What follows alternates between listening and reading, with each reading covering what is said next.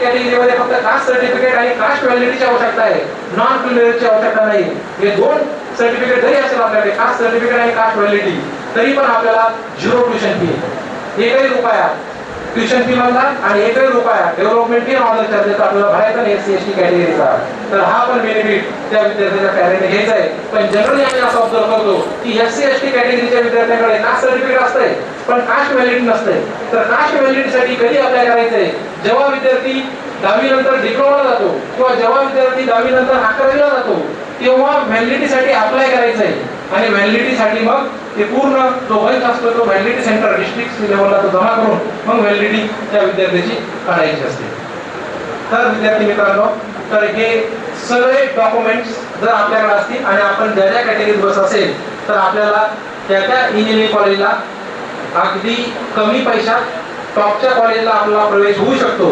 फक्त आपल्याला मी जे सांगितल्याप्रमाणे डॉक्युमेंट्स आपल्याकडे तयार आहे का, नसतील तर त्यासाठी त्याचा पाठपुरावा करून ते साधारण पुढील इंजिनिअरिंग कॉलेजला ज्यांना ऍडमिशन घ्यायचे, जे 12वी पास झालेले विद्यार्थी त्यांनी याची तयारी करून ठेवायची. आता याच्यानंतर समजा एखाद्या विद्यार्थ्याला PCB ग्रुप घेतलेला आहे, PCB फिजिक्स केमिस्ट्री बायोलॉजी, की ज्याला मॅथमॅटिक्स आवडत नाही, त्याचा इंटरेस्ट बायो ग्रुपमध्ये, तर त्या विद्यार्थ्यांकरता साधारण मेडिकल आणि हेल्थ केअर फील्ड अवेलेबल आहे. त्याच्यामध्ये MBBS असेल, MBBS ला नीटच्या माध्यमातून, नीट नॅशनल स्तरावर नीट परीक्षा होते आणि नीटच्या माध्यमातून ह्या प्रवेश MBBS ला होत असतो. तर साधारण 720 मार्काची परीक्षा असते आणि याच्यातून साधारण 600 पेक्षा जास्त मार्क जर आपल्याला आले तर आपल्याला MBBS ला चांगल्या कॉलेजला प्रवेश होतो. आणि साधारण याची फी तुम्हाला प्रवेश सांगितलं तर 6 ते 18 लाखाच्या दरम्यान, इथे पुढे जागायचं, 6 ते 18 लाखाच्या दरम्यान याची फी, काही गव्हर्नमेंट कॉलेज, काही सेमी गव्हर्नमेंट कॉलेज आणि काही डीम्ड प्रायव्हेट युनिव्हर्सिटी या माध्यमातून प्रवेश होतात. त्याच्यानंतर BDS आहे, BDS ला पण साधारण 550 नीटला स्कोर पाहिजे आणि याची पण फी साधारण 5.5 ते 12 लाखामध्ये रेंज आहे, ज्याच्या डिपेंडिंग ऑन कॉलेज. त्यानंतर BMS आहे, आयुर्वेदामधलं BMS, तर याला साधारण 450 नीटचा स्कोर, 750च्या आसपास नीटचा स्कोर याला पाहिजे नीट परीक्षेचा.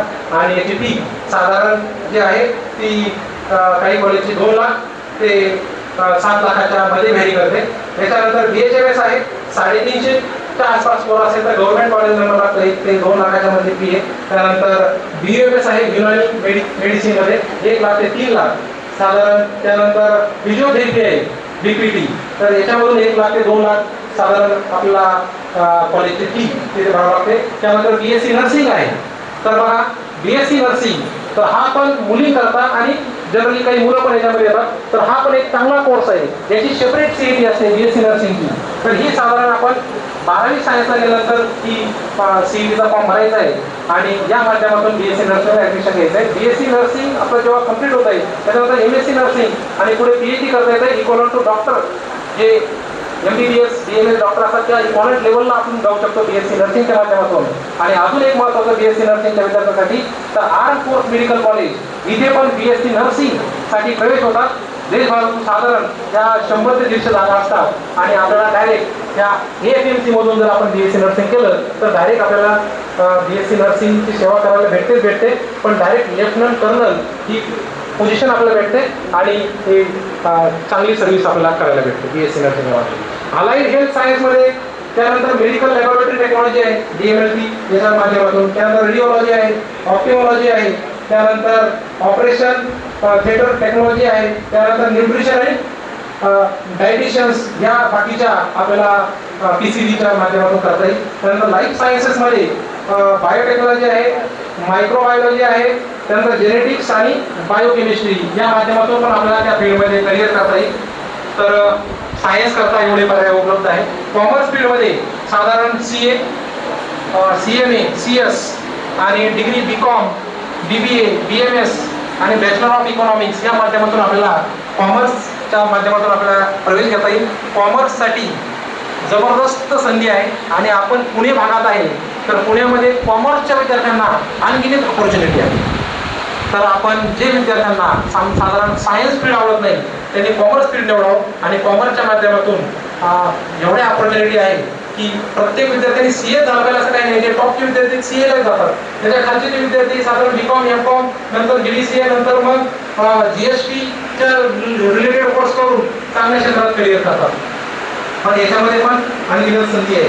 त्यानंतर आर्ट्समध्ये साधारण BA, नंतर बॅचलर ऑफ सोशल वर्क, त्यानंतर bachelor of journalism and mass communication या माध्यमातून आपण law, civil services, journalism, psychology, teaching आणि पब्लिक ॲडमिनिस्ट्रेशनमध्ये प्रवेश घेऊ शकतो. तर ह्या सगळ्यांमध्ये अजून एक कोर्स आहे बी होप नावाचा, बॅचलर ऑफ व्होकेशनल कोर्स, की ज्या विद्यार्थ्यांचं साधारण 12वी झालेले आहे आर्ट्स, कॉमर्स, सायन्स कोणत्याही माध्यमातून, तर हा बी होप कोर्स इंजिनिअरिंग आणि सायन्सच्या मध्ये मधला आहे. तर याच्या माध्यमातून तर बी होप कोर्सला आपण 3 वर्षाचा किंवा 4 वर्षाचा हा कोर्स आहे. आपल्याही कॉलेजमध्ये हा कोर्स आहे, ज्यालाही आपण ऍडमिशन घेऊ शकता. त्यानंतर साधारण इमर्जिंग करिअर फील्ड सध्या जे आता अवेलेबल आहे ते आहे आर्टिफिशियल इंटेलिजन्स, मशीन लर्निंग, त्यानंतर आर्टिफिशियल इंटेलिजन्स आणि डाटा सायन्स, त्यानंतर सायबर सिक्युरिटी, त्यानंतर क्लाउड कम्प्युटिंग, रोबोटिक्स. आत्ताच मागच्या महिन्यात आमच्या कॉलेजच्या एका विद्यार्थ्याला मेकॅनिकल इंजिनियर पास झालेला आहे, पण रोबोटिक्स मध्ये कंपनीमध्ये त्याचा प्लेसमेंट झाला, 15 लाखाचं प्लेसमेंट त्याला भेटलेलं आहे. तर आपण बरेच जण म्हणतो की मेकॅनिकल डिमांड नाही, पण मेकॅनिकल फील्ड मध्ये सुद्धा जर तुम्ही 3-4 टेक्नॉलॉजी एकत्र करून जर अभ्यास केला तर मेकॅनिकल फील्ड मध्ये सध्या जास्त आता प्लेसमेंट होत आहे. तुम्ही ग्राउंड फील्डवर त्याच्या कॉलेज जाऊन त्याची माहिती घेऊ शकताय. तर याच्या रिलेटेड माहिती झाली. आता स्कॉलरशिपच्या रिलेटेड थोडंफार मी सांगणार आहे की बऱ्याच पॅरेंट असं वाटतंय की नाही, मला हा खर्च पेलवणार नाही, मला हे झेपणार नाही एज्युकेशन आणि एवढा मी फी भरू शकत नाही. तर स्कॉलरशिपच्या माध्यमातून आपण त्या विद्यार्थ्याला बेनिफिट देऊ शकतो. तर साधारण गव्हर्नमेंट स्कॉलरशिप मी तुम्हाला आता सांगितली की EBC, त्यानंतर SEBC, त्यानंतर EWS, TFWS, OBC, NT, VJ, SC, ST या कॅटेगरीतून महाराष्ट्र शासनाच्या स्कॉलरशिप आहेत. कोणत्या स्कॉलरशिप? आता मी सांगितलं मुलींना 0 ट्युशन फी, मुलांना 50% स्कॉलरशिप आहे. ह्या स्कॉलरशिप आहे. पण याच्या व्यतिरिक्त काही ज्या प्रायव्हेट इन्स्टिट्यूट आहे याच्याही माध्यमातून आपल्याला स्कॉलरशिप भेटू शकते. आपण इंजिनिअरिंगला जा, फार्मसीला जा, मेडिकलला जा किंवा बाकीच्या ज्या कोर्सला जरी गेले तर याच्या माध्यमातून ह्या स्कॉलरशिपचा बेनिफिट घेऊ शकतो. तर ह्या वर्षी आमच्या कॉलेजमध्ये ज्या फर्स्ट इयरला जे इंजिनिअरिंगला जे विद्यार्थी शिकतायत तर त्या माध्यमातून तर आता बघा एक विद्यार्थी आहे, तर याला एक विद्यार्थ्याचं नाव आहे तर सचिन धर्माकर, याला भेटलेली आहे सुझलॉन स्कॉलरशिप, सुझलॉन कंपनीची, साधारण 1,20,000ची. त्यानंतर दुसरी जी विद्यार्थिनी आहे ती आहे भागवत तेजस्विनी, लीला पुरावाला स्कॉलरशिप आहे आणि अदर प्रायव्हेट कंपनीची एक स्कॉलरशिप भेटलेली आहे. तर साधारण 1,25,000 या विद्यार्थ्यांना दरवर्षी ही स्कॉलरशिप भेटणार आहे. त्यानंतर दुसरा एक विद्यार्थी आहे शिवम तळेकर, सुझलॉन कंपनीचे 1,25,000. त्यानंतर सुझलॉनचे साधारण 3 ते 4 विद्यार्थी आहे. त्यानंतर एक विद्यार्थी रितेश चौधरी, त्याला सायबेश खुशबू स्कॉलरशिप, ही साधारण दरवर्षी 50,000 रुपये ही स्कॉलरशिप ह्या विद्यार्थ्याला ही कंपनी देणार आहे. त्यानंतर दुसरा विद्यार्थी सुमित पाटील, याला HDFC जी कंपनी आहे त्याच्या माध्यमातून 50,000 स्कॉलरशिप या विद्यार्थ्याला भेटणार आहे. त्यानंतर जी हॉस्टेलवर विद्यार्थी राहतात यांना पंजाबराव देशमुख स्कॉलरशिप असते. ओपन कॅटेगरीचे जे विद्यार्थी असते त्यांना पंजाबराव देशमुख हॉस्टेल स्कॉलरशिप भेटते आणि हॉस्टेल स्कॉलरशिप साधारण 50,000 ते 60,000 तुमच्या एरियावर डिपेंड आहे. त्यानंतर दुसरी एक विद्यार्थिनी आहे ऋतुजा पवार, टाटा मोटर्स उत्कर्ष स्कॉलरशिप, याच्या माध्यमातून 25,000 दरवर्षी या विद्यार्थीला भेटणार आहे. तर या माध्यमातून विद्यार्थ्यांना स्कॉलरशिप भेटते.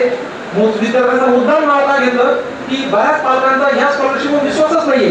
साधा लीला पुरावाला स्कॉलरशिप सगळ्या मुलींकरता पुणे रिजनमध्ये जे विद्यार्थ्यांनी शिक्षण घेत आहे यांच्याकरता लीला पुरावाला स्कॉलरशिप अवेलेबल आहे. आणि लीला पुरावाला स्कॉलरशिपसाठी जसं तुमचं ऍडमिशन होईल त्यांच्या वेबसाईटवर जाऊन आपल्याला रजिस्ट्रेशन करायचं आहे. त्यांचा एक इंटरव्ह्यू असतो, त्या मुलीला ते प्रश्न विचारतात, तुम्ही ज्या कोर्सला ऍडमिशन घेतलेलं आहे त्या रिलेटेड 2-4 प्रश्न विचारतात आणि बाकीचं बॅकग्राऊंड विचारतात. जो करून विद्यार्थी असेल तर साधारण ही स्कॉलरशिप त्या विद्यार्थ्यांना मंजूर होतेच. पण आपण तिथपर्यंत अप्लाय केलं पाहिजे आणि त्या माध्यमातून याचा बेनिफिट घेतला पाहिजे. आता याच्या व्यतिरिक्त बरेच पॅरेंट म्हणतात की काही कॉलेजची फी 2 लाख आहे, काही कॉलेजची फी 3 लाख आहे, काही BMS कॉलेजची फी दर वर्षाला 6 लाख आहे, साधारण 30 लाखाचं बजेट जात आहे, तर मला ते पेलवत नाहीये. तर याच्यासाठी एज्युकेशन लोन ही कन्सेप्ट आहे. एज्युकेशन लोनच्या माध्यमातून समजा एखाद्या इंजिनिअरिंग कॉलेजची फी समजा 1 लाख आहे, 5 लाख रुपये घर देणार आहे. एखादा पॅरेंट्स म्हणतोय की माझी एवढी कॅपॅसिटी नाहीये, तर आपण एज्युकेशन लोनच्या माध्यमातून आपण जर तिथे अप्लाय केलं तर 5 लाखाची एज्युकेशन लोन त्या विद्यार्थ्याला मंजूर होईल.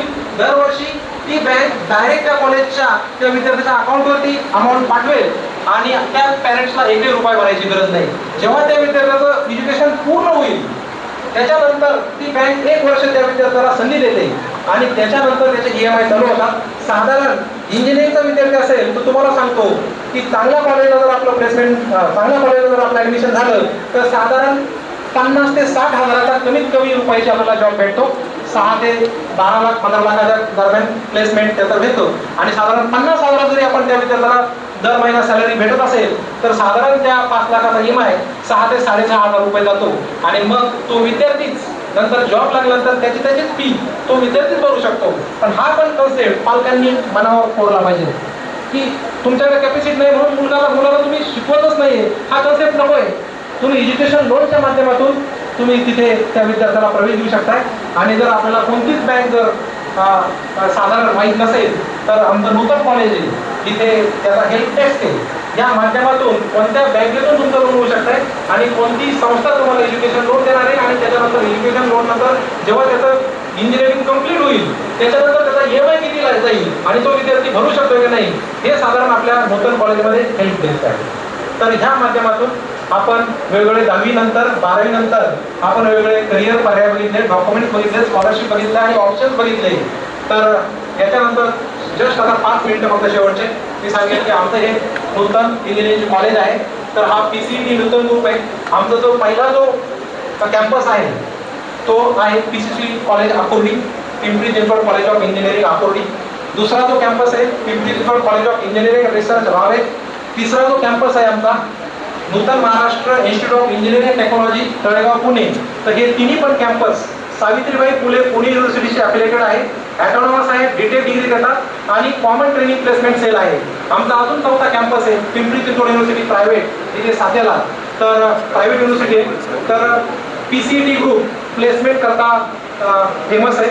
साधारण आमचे 70 ते 80% प्लेसमेंट दरवर्षी होतात.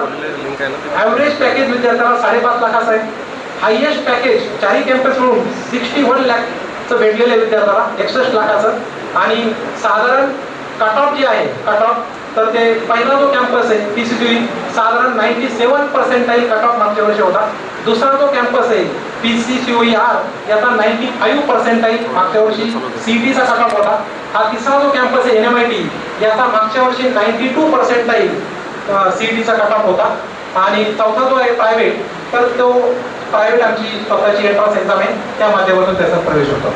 आणि ह्या कॅम्पसमध्ये इंजिनिअरिंगचे आत्ताच आमच्या डीन सरांनी सांगितले 8 कोर्सेस आहे. Computer engineering, computer science engineering, computer science engineering, artificial intelligence AI, AIDS, IT, electronics, telecommunication, electronics, computer engineering, mechanical. तर ह्या माध्यमातून 8 ब्रँचेस आहेत. त्याच्या व्यतिरिक्त आमच्याकडं BBA आहे. ज्या विद्यार्थ्यांना BBA करायचे तिकडे मेरिट बसत नाही तर BBAच्या माध्यमातून आपण BCAच्या माध्यमातून ऍडमिशन घेऊ शकता. आमच्याकडे BBA आहे, BCA आहे, त्यानंतर MCA आहे, MBA, BHOP, BSc.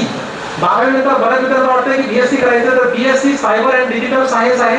तर असे वेगवेगळे पर्याय या कॅम्पसमध्ये अवेलेबल आहे. आणि जर आपल्याला याच्याविषयी अजून माहिती जर घ्यायची असेल तर आपल्या कॅम्पसला आपण कधी भेट देऊ शकता. सॅटर्डे संडे पण आपला कॅम्पस चालू आहे. आणि ज्या विद्यार्थ्यांना इंजिनिअरिंग मध्ये प्रवेश घ्यायचा आहे तर त्यासाठी इंजिनिअरिंग प्रवेश घेण्याची जी प्रोसेस आता मी डॉक्युमेंट सांगितलं तर अगोदर रजिस्ट्रेशन करावं लागतंय. तर साधारण आता उद्या परवा CETचा रिझल्ट लागेल पहिला, नंतर 2-3 दिवसांनी सेकंड रिझल्ट लागेल. तर दोन्हीचे रिझल्ट लागल्यानंतर रजिस्ट्रेशन प्रोसेस चालू होईल. तर ही राज्य शासनातर्फे जे रजिस्ट्रेशन सेंटर्स असतात ते आपलं नूतन कॉलेज अधिकृत रजिस्ट्रेशन सेंटर आहे. इथून आपण हे सगळं रजिस्ट्रेशन मोफत करू शकता. कारण बाहेर सायबर कॅफेमध्ये जर गेले तर सायबर कॅफेवाला आपला चुकीचा ऍड्रेस, चुकीची ब्रँच, चुकीची कॅटेगरी टाकतो. तर इथे ती फसगत होत नाही आणि आपल्याला व्यवस्थित त्या कॅटेगरीत बसवलं जातं. त्यानंतर इथेच ऑप्शन राहून भरण्याची पण व्यवस्था आहे. तर आपण तो पण बेनिफिट घेऊ शकता. आणि दुसरं जे 10वी नंतरचे जे विद्यार्थी आहे तर ह्याच कॅम्पसमध्ये आमच्याकडे समर्थ ज्युनियर कॉलेज आहे, 11वी-12वी सायन्स विथ IT. तर हे पण वेगवेगळे पर्याय उपलब्ध आहे. आपण त्याही माध्यमातून प्रवेश घ्यायचा आहे आणि आपण ह्या सगळ्याचा बेनिफिट घ्यायचा आहे. तर मला आपल्यापुढे या सर्व पर्यायांचा विस्तृतपणे माहिती देण्यासाठी आपण संधी दिली त्याबद्दल धन्यवाद. थँक्यू.